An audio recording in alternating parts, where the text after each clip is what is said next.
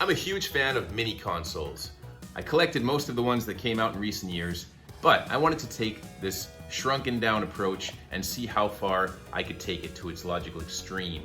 So, in this video, I'll show you how to make your very own micro console using a Raspberry Pi 02W and one of these coin machine toys from Japan. And let's make ourselves a micro tower of power. Welcome to Gamers Overdrive Retro Mode. Insert coin to play. Alright, so let me begin by giving credit where credit is due. This build was directly inspired by 8-Bit Flashback. He has a channel here on YouTube. If you don't already follow him, I would highly recommend doing so. He's incredibly talented, very technically skilled, and he basically did the same thing that I'm doing now with a Raspberry Pi Zero a few years ago, but he actually cut up the toys, created a 3D printed bracket for the bottom, and installed it inside the toy itself. And I won't be doing that in this video. I'm just, first of all, I'm not technically skilled enough. And second of all, I don't really want to break the toys because they're kind of cool. I like them as they are. Now, I got these from Amazon Japan. If you did get these in Japan, you would find them in vending machines. So these are little capsule vending machines that they have all over Japan. And these ones in particular, you would have to get in 4 different sets. So you'd have to kind of get lucky and get each one of the 4 sets to complete the whole set here of the Tower of Power in its many forms. So here, what I'm going to do in this video is basically just use a Raspberry Pi 02, which is more powerful. I'll use a kind of housing that comes from Amazon for that Raspberry Pi. I will glue this toy to the housing and then use kind of that base to hold it in place. It's kind of a bit more stable that way because this is a very light toy, and without kind of a solid base, it'll just flop around and your controller will pull it off the TV, and you don't want that happening. So let's take a look at some of the details of the set. This is just incredibly detailed and a really cool set. Go on.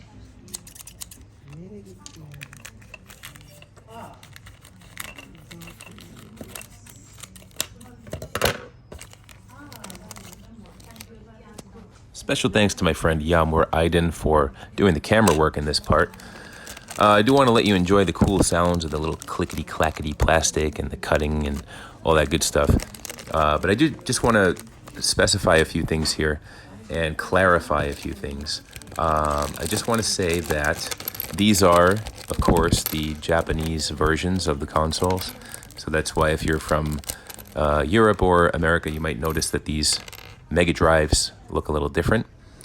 So that's really all they sell in Japan, and I thought it was really cool anyway, just to have these little tiny Japanese devices.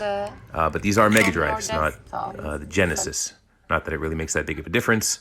Same thing. But yeah, so basically what I did for this build here is I took the classic kind of bigger Mega Drive and attached it to the newer second model of the Sega CD. And doing that kind of allows you to create a surface area that's exactly right for the Raspberry Pi Zero. Now, see, I would not be able to do this if I did this Tower of Power, kind of the classic Model 1 of each system, just because the Pi Zero would stick out of the bottom. It's just not the right size. So using the classic one with this piece here allows you to get just exactly the right size for the Raspberry Pi Zero, which is truly amazing that it works out that way. Now, this is it.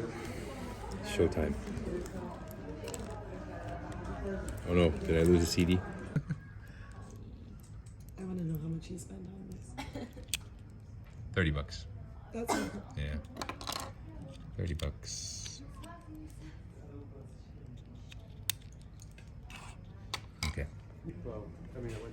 Now, I first tried this with the Banana Pi Zero, which is the exact same size as the Raspberry Pi Zero.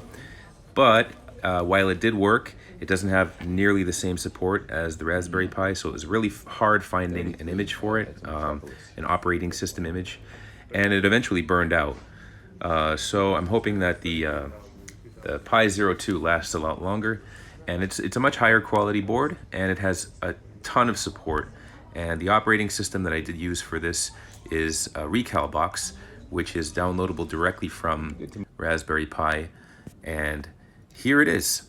So in all its glory, do you see the base there? That's what I hot glued the toy itself to, and that's kind of housing the Raspberry Pi. So all the brains are in that bottom rectangle, and the top is really just aesthetic, as I mentioned earlier. It's still modular, it still works, the CD door still opens, the Genesis still detaches, you can still add the 32X and the games, so nothing has been compromised, but I kept the form factor the same size, but I just put all the brains inside of this bottom unit. And I think it works out a lot better that way. I think it adds some cool height to the tower, adds some weight to it, and I put that heat sink in there. You can see that little heat sink right here. And over there is the SD card on the right, and that's where your image will go, and I'll put links for all of that in the description. There you can see a micro HDMI and two USB ports. Those are micro USB. And this thing is so cool because first of all, it's tiny, and this snaps right back on. Really, really easy. And you can see it just, it's one solid unit. You could pop this in your pocket, take it anywhere. And it's just a really cool kind of fun conversation piece and novelty. So let's see how it looks in action. Now, luckily, Raspberry Pi makes things really easy for you. They have their own imaging app, which you can download directly from their website. I will put a link to that in the description. And you can just pop an SD card into your computer and burn this image directly to it. And when you load it up, this is what you see. You have a huge selection of these consoles. A lot of them are classic kind of home computers, but this is really what it's all about for me, the Sega Genesis. And I kind of scrape these images, the videos. Everything is very intuitive, and it's emulation station based. It's very, very cool Linux-based interface. And let's just take a look at, this is my own collection, which I added from my, my own kind of stash. But I wanted to show you a little bit of Sonic, just to show you the quality of the emulation, which I haven't encountered any slowdown, no screen tearing. The Pi 02 is very capable when it comes to these older systems, and you can play all the way up to PlayStation 1 with little to no problems. N64, you will have a hit or miss type experience. Some games work very well. Usually the older ones, kind of Mario 64 type ones, some of them crash directly, but again, up to PlayStation 1, you are pretty safe.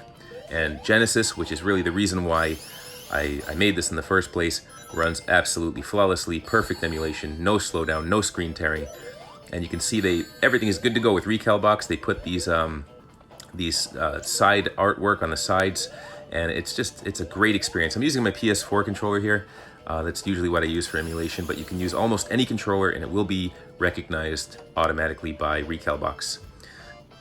So thank you very much for watching. If you enjoyed this video, I hope you give it a like. I hope you subscribe, become a member of the channel. You can support me on Patreon if you are able to do so. And thank you very much for watching, and I hope you enjoy and try this for yourself. Take care.